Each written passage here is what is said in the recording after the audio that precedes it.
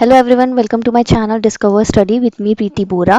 तो दोस्तों मैं आपको बता दूं कि ये पॉलिटिकल थ्योरी का कोर्स चल रहा है जिसमें मैंने ऑलरेडी बहुत सारे टॉपिक्स कवर कर रखे हैं। एंड इससे पहले की वीडियो में जो लास्ट वीडियो थी उसमें मैंने लिबरलिज्म का इंट्रो कवर किया था, जॉन रॉल्स के क्या व्यूज हैं लिबरलिज्म में, क्लासिकल लिबरलिज्म क्या होता है एंड लॉक के views on classical liberalism cover किया था। तो इस वीडियो में हम पुरानी वीडियो के कंटेंट को कंटिन्यू करते हुए लिबरलिज्म की और सारी डायमेंशंस देखेंगे। तो दोस्तों मैं रेगुलर पॉलिटिकल थ्योरी के कंसेप्ट्स कवर करती रहती एंड उसके बाद पॉलिटिकल थिंकर्स भी कवर करूंगी। तो दोस्तों मेरे चैनल को सब्सक्राइब करें और ये सारे कॉन्सेप्ट्स आपसे मिस ना हो और आप हर एग्जाम में बहुत अच्छा परफॉर्म करें, इसलिए आप बेल आइकन जरूर दबाएं ताकि आपको रेगुलर नोटिफिकेशन मिले। तो चलिए दोस्तों स्टार्ट करते हैं लिबरलिज्म से, जिसका हिंदी में अर्थ है उदारतावाद। तो स्टार्ट करने से पहले हमने लास्ट वीडियो में लिबरलिज्म का इंट्रो, वो क्या होता है, उसके सारे कैरेक्टरिस्टिक्स, उसका इवोल्यूशन कैसे हुआ एंड क्लासिकल लिबरलिज्म कवर कर लिया था। उसके बाद हम देखते हैं एक टाइमलाइन। तो देखिए जो लिबरलिज्म की टाइमलाइन है, जो पॉजिटिव फॉर्म है ना लिबरलिज्म की, वो स्टार्ट हुई second half of the 19th century में। उसके बाद जब first half of 20th century में लिबरलिज्म आया, उसको वेलफेयर लिबरलिज्म बोला गया और ये बहुत ही ज्यादा फेमस हुआ लास्की एंड मैकलवर की राइटिंग्स के थ्रू। देखिए वेलफेयर लिबरलिज्म में ये माना जाता है कि जो स्टेट है ना, वो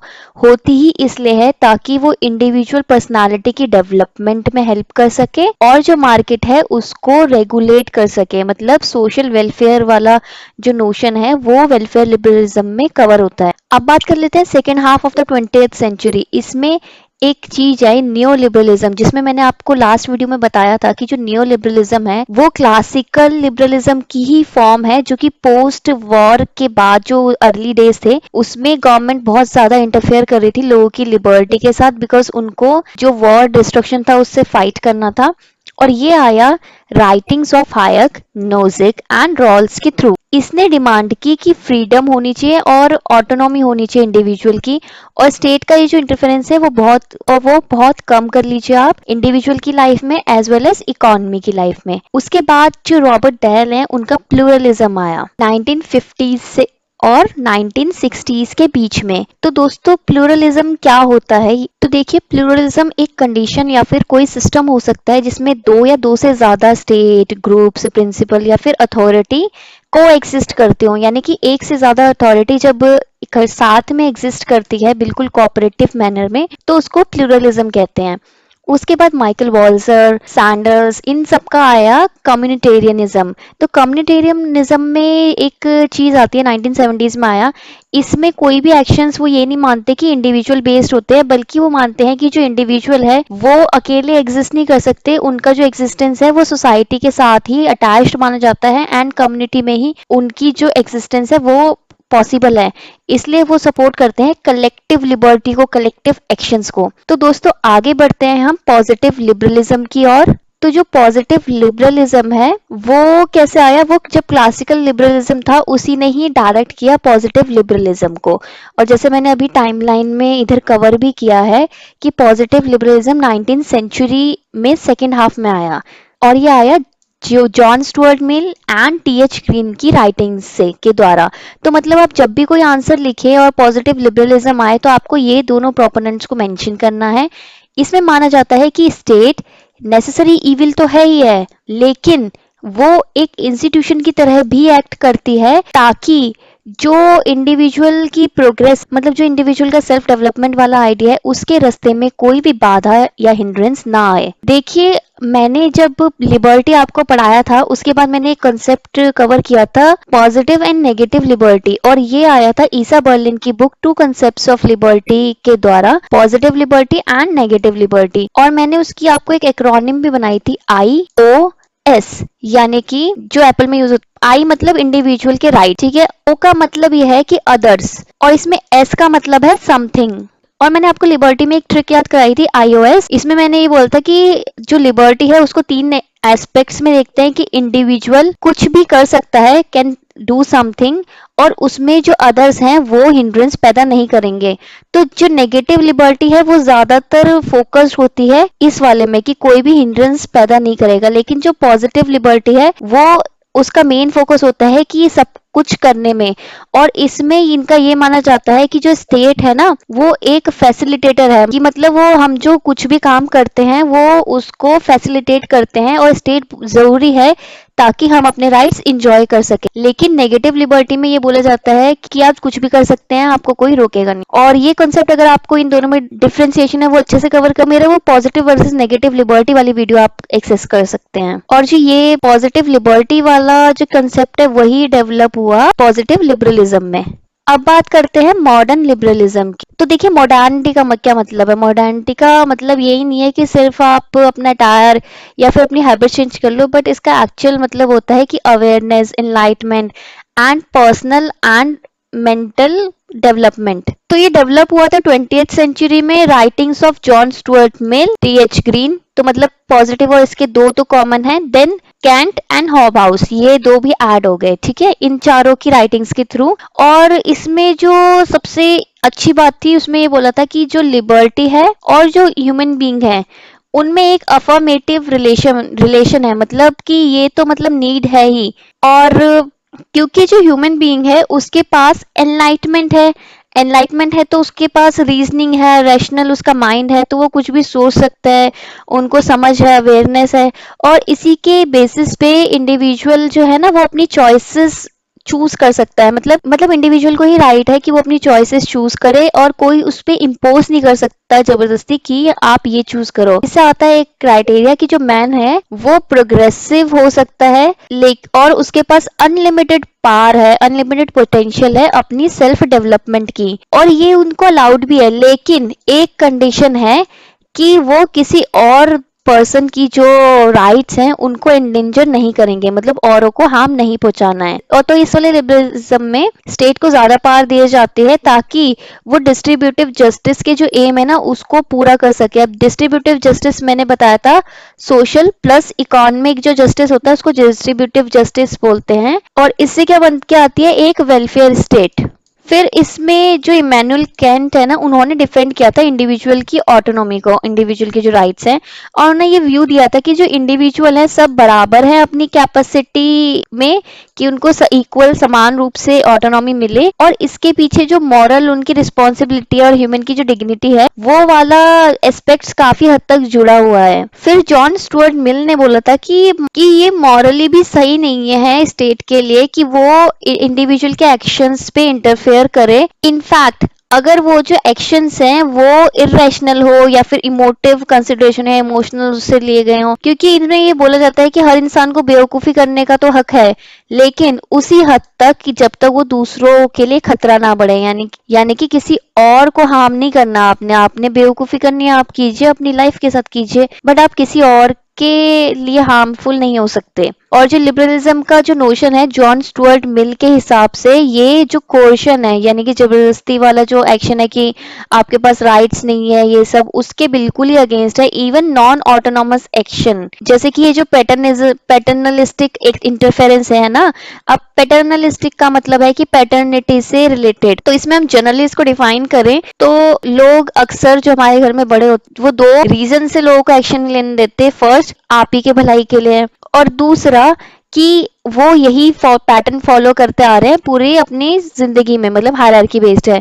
तो ऐसा नहीं होना चाहिए। हाँ कुछ मायनों में सही है लेकिन ऐसा हर उसमें नहीं होना चाहिए, और इंडिविजुअल को अपनी सेल्फ डेवलपमेंट का पूरा हक है। फिर बात कर लेते हैं कि हमने कल पढ़ा था कि क्लासिकल लिबरलिज्म क्या होता है, और आज अभी हमने पढ़ा कि मॉडर्न लिबरलिज्म क्या होता है। दोनों में डिफरेंस क्या है देखिए, बेसिस के पे बात करते हैं। फ्रीडम के मामले में क्लासिकल के उसमें इंटरफेरेंस होना नहीं चाहिए, लेकिन मॉडर्न के केस में सेल्फ मास्टरी या ऑटोनॉमी में ज्यादा फोकस है। इंडिविजुअल इसमें इगोइस्टिक है। इंडिविजुअल तीन टाइप के होते हैं देखिए, मैकेनिकल, मॉरल, इगोइस्टिक। तो इगोइस्टिक वो होते हैं कि वो जो सेल्फ इंटरेस्ट पे काम करते हैं और जिनके सेल्फ रियलाइजेशन के अपने ही फंडे होते हैं। और इसमें जो इंडिविजुअल है वो डेवलपमेंटल है। फिर गवर्नमेंट की बात करें, ये लिमिटेड गवर्नमेंट को प्रेफर करते हैं, ये अनेबलिंग यानी कि वेलफेयर स्टेट को प्रेफर करते हैं। इकोनॉमी, इसमें बिल्कुल भी इंटरफेरेंस नहीं चाहिए स्टेट की, इसमें सोसाइटल कंसर्न के लिए आप इंटरफेयर कर सकते हो क्योंकि एनेबलिंग उसका नेचर है गवर्नमेंट का। स्टेट कैसी होगी, अनहिंडर्ड है तो लेजर फेयर है, यानी कि मार्केट लॉस से चलेगी बस, और इसमें वेलफेयर। उसके बाद ओरिएंटेशन है कि ये राइट्स पे ज्यादा है, कि पर्सनल राइट्स आर ग्रेटर है। इसमें बताया था ना कि rights are superior than good, लेकिन इसमें जस्टिस ओरिएंटेड है। बेनिफिट इसमें है कि जो इंडिविजुअल है ना, उसके जो फ्रीडम है उसको मैक्सिमम करना है, लेकिन इसका जो बेनिफिट है वो है कि नेशनल ग्रोथ को मैक्सिमम करना है। अब बात करते हैं पॉलिटिकल लिबरलिज्म की। तो पॉलिटिकल की टर्म में जब हम देखते हैं तो जो सोसाइटी है और उसके इंडिविजुअल हैं वो इसलिए ही एग्जिस्ट करते हैं ताकि जो इंडिविजुअल के जो एंड्स हैं, जो उनके नॉर्म्स हैं और उनके गोल्स हैं, उसको पूरे कर सकें। इसलिए हम अपने रिप्रेजेंटेटिव्स को क्योंकि जो हमारे नोशंस होते हैं वही उनके नोशंस होते हैं, वो हमारे हिसाब से लेजिस्लेट करेंगे। इसलिए इसका जो मेन एम्फेसिस होता है वो रूल ऑफ लॉ में होता है। जैसे इंडिया की कॉन्स्टिट्यूशन में जो सुप्रीम लॉ है दैट इज कॉन्स्टिट्यूशन। और लिबरल डेमोक्रेसी पे बिलीव रखते हैं क्योंकि ये भी माना गया है कि जो लिबर्टी एंड डेमोक्रेसी वो दोनों साथ साथ ही होती हैं, क्योंकि जितनी आप डेमोक्रेटिक सिस्टम में रहोगे उतनी आपको लिबर्टी मिलती है। और रोजू का भी यही मानना था। फिर जो 18th सेंचुरी में जो मेरिटोक्रेसी है ना, अब देखिए जब फ्यूडलिज्म था तब सबके पास ये राइट नहीं थे कि यूनिवर्सल अडल्ट फ्रेंचाइज मिल जाए। उस समय जो राइट टू वोट था वो बहुत ही लिमिटेड था। एक तो कई जगह में अपर स्ट्रेटा के लोगों को मिलता था, कई जगह में सिर्फ मेन को मिलता था। तो और कई जगह में ये होता था कि जो मेन है या फिर अपर स्ट्रेटा के जो लोग हैं उन पे भी फर्दर कंडीशन होती थी कि जो प्रॉपर्टी ओन करेगा या फिर जिसका खुद का घर, जिसकी खुद की इतनी जमीन होगी, इतनी सैलरी होगी, इतना टैक्स देगा, तो उसी को राइट्स मिलेंगे। बट अब जो सिस्टम है, अगर हम इंडिया की भी बात करें तो इंडिया में तो जैसी कॉन्स्टिट्यूशन बना वैसे ही यूनिवर्सल अडल्ट फ्रेंचाइज दे दी गई थी। तो इसको रिप्लेस करना है इक्वल डेमोक्रेटिक स्टेटस से। इक्वल डेमोक्रेटिक स्टेटस कैसे? जैसे 1 person 1 vote, universal adult franchise, और जो इंडिविजुअल है अपने जो व्यूज है पॉलिटिक्स पे वो एक्सप्रेस कर सके, किसी पॉलिटिकल एसोसिएशन का पार्ट बन सके। अगर उनको गवर्नमेंट से कुछ अकाउंटेबिलिटी चाहिए तो मिलनी चाहिए, जैसे आरटीआई एक्ट हो गया, लोकपाल हो गया, ये सब। तो अब बात कर लेते हैं हम कल्चरल लिबरलिज्म की। जो कल्चरल लिबरलिज्म है वो राइट्स ऑफ द इंडिविजुअल पे फोकस करता है, और ये कॉग्निटिव राइट्स जैसे कॉग्निटिव फ्रीडम की हम क्या समझते हैं, और गवर्नमेंट से हमें प्रोटेक्शन चाहिए ताकि वो हमारी प्राइवेट लाइफ है उसमें इंटरफेरेंस ना करे। इस पे जो जॉन स्टुअर्ट मिल है उन्होंने एक एस्से में लिखा था अपने, जो जो भी पॉलिटिकल साइंस के आंसर लिखोगे ना उसमें ये पॉलिटिकल थिंकर्स को, उनकी बुक्स को, ये सब अगर आप कोट करोगे तो बहुत ही अच्छा आंसर बनता है कि जो सोल एम है मैनकाइंड का, लोगों का, इज वारंटेड एंड इंडिविजुअली और correct collectively in interfering with the liberty of action of any of their number is self protection. यानी कि किसी की भी लिबर्टी वगैरह में इंडिविजुअली या कलेक्टिवली कभी भी आप इंटरफेयर करते हो तो सेल्फ प्रोटेक्शन के लिए करते हो।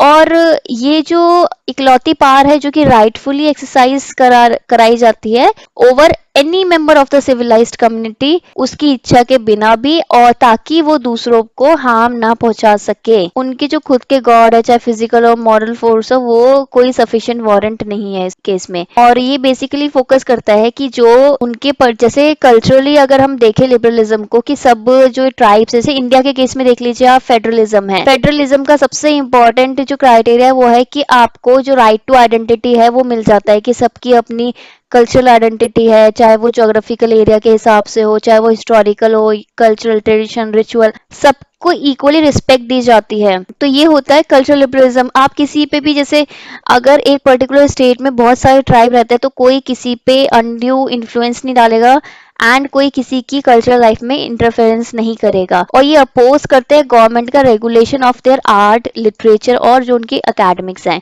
इसलिए तो आर्टिकल 29 और आर्टिकल 30 भी अगर आप पढ़ोगे ना कॉन्स्टिट्यूशन में, जो मैंने कॉन्स्टिट्यूशन आर्टिकल वाइज डाल रखे हैं आपकी इन्फॉर्मेशन के लिए, जो आप एक्सेस कर सकते हो, उसमें है कि जो माइनॉरिटी बेस्ड ऑन कल्चर और लैंग्वेज वगैरह है उस वो अपने अपने इंस्टीट्यूशंस भी बना सकती है। तो ये सारे राइट्स ही भी इसलिए दिए होते हैं। देन शेड्यूल 5, 6 एरियाज, ऐसे बहुत सारे चीजें दी होती है जिससे आपकी प्रोटेक्शन कल्चरली भी हो सके। अब इकोनॉमिक लिबरलिज्म की बात करें तो जो 18th सेंचुरी की एंड में और 19th सेंचुरी की स्टार्टिंग में जो क्लासिकल लिबरलिज्म आया था वो इकोनॉमिक फॉर्म में आया था, ठीक है। तो ये आया था सबसे पहले एडम स्मिथ ने बोला था कि अपनी web book wealth of nation में कि फ्री मार्केट होनी चाहिए, इनविजिबल हैंड के थ्रू चलेगा सिस्टम, गवर्नमेंट इंटरफेरेंस कम करे। और इसके एक और प्रोपोनेंट थे डेविड रिकार्डो। तो जो वेल्थ ऑफ नेशन थी उसने इंपॉर्टेंस दी पॉलिसी की जो लिबरल और रैशनलिट अजम्पशन है ना कि ह्यूमन नेचर की, और कि वो कंट्रीब्यूट करे कि रोल ऑफ गवर्नमेंट है जो within a civil society वो लिमिटेड रहे, वो इतना ज्यादा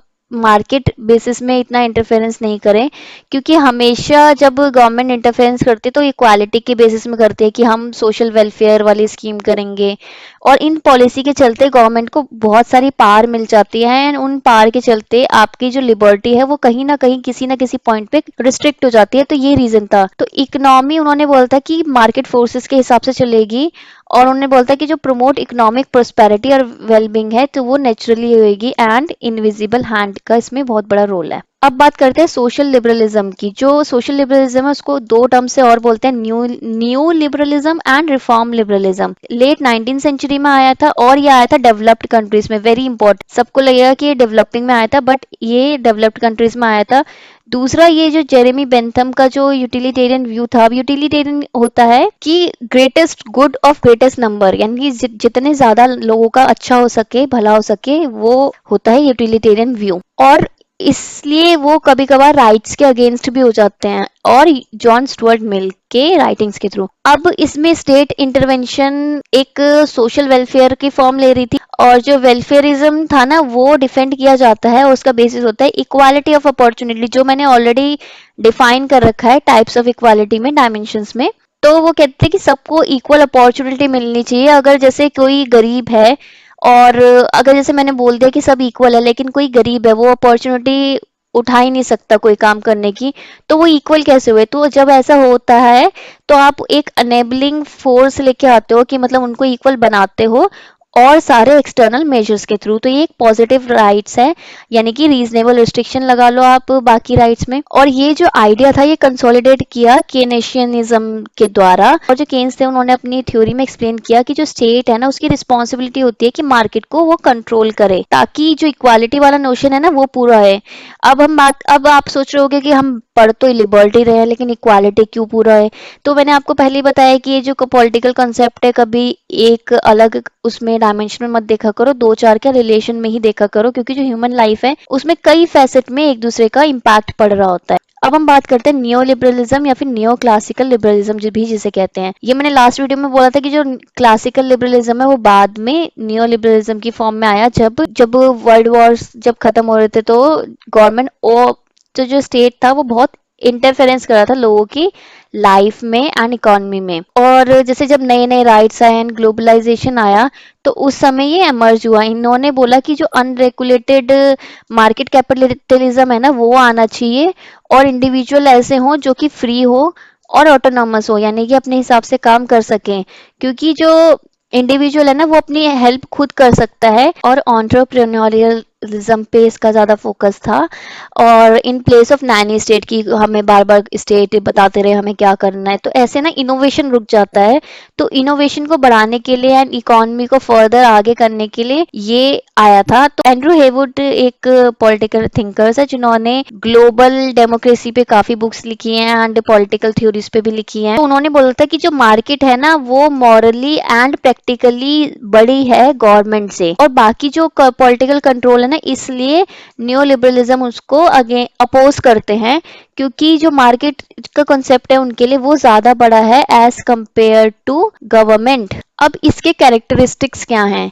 तो एलिजाबेथ मार्टिनेज और आर्नोल्डो गार्सिया ने इन्होंने एक उसमें लिखा था बुक में व्हाट इज न्यो लिबरलिज्म। तो इसमें इन्होंने लिखा कि एक सेट ऑफ इकोनॉमिक पॉलिसी है जो कि ये सारे फीचर्स जो मैं भी नीचे लिस्ट डाउन कर रखे हैं इसको फुलफिल करती है। फर्स्ट, कि मार्केट फ्रीडम होनी चाहिए, चाहे वो कैपिटल गुड्स के लिए हो या सर्विस के लिए हो। जो मार्केट है वो सेल्फ रेगुलेटिंग होनी चाहिए। तीसरा है कि जो वेल्थ का डिस्ट्रीब्यूशन है ना, जो बोलते हैं कि इक्वल होना चाहिए, वो ट्रिकल डाउन बेसिस पे होना चाहिए। मतलब ट्रिकल डाउन थ्योरी होती है कि ऊपर से नीचे ऐसे ट्रिकल डाउन नीचे आना, तो मतलब प्रॉपरली एक सिस्टम में आए। Then freedom from state control, state का जो कंट्रोल है ना वो मिनिमम से मिनिमम होना चाहिए। उसके बाद जो स्टेट पब्लिक एक्सपेंडिचर करती है सोशल सर्विस प्रोवाइड कराने के लिए वो आप कम करिए। डीरेगुलेशन कीजिए, मतलब कोई आपको स्टेट को रेगुलेट करने की जरूरत नहीं है, आप मार्केट फोर्सेस के हिसाब से काम करें, जो कि सेल्फ रेगुलेटिंग मैकेनिज्म पे चलती है। प्राइवेटाइजेशन ऑफ पब्लिक एंटरप्राइज होना चाहिए इनके हिसाब से, क्योंकि गवर्नमेंट है, अगर आपको सोशल सर्विस के लिए पैसा नहीं मिल रहा तो आप इसको प्राइवेटाइज करो। ये लोग जो है वो अपने पैसे खुद ही इन्वेस्ट करेंगे यहाँ पे, और जो गवर्नमेंट के पास टैक्स जाता है वो अपने जो एसेंशियल उनके खर्चे हैं उसमें यूज करेंगे। तो ये ऐसा इनका मानना था, और इनका कहना था कि जो पब्लिक और कम्युनिटी गुड का जो परसेप्शन है ना, उसको चेंज करना है इंडिविजुअलिज्म की तरफ और इंडिविजुअल रिस्पॉन्सिबिलिटी की तरफ।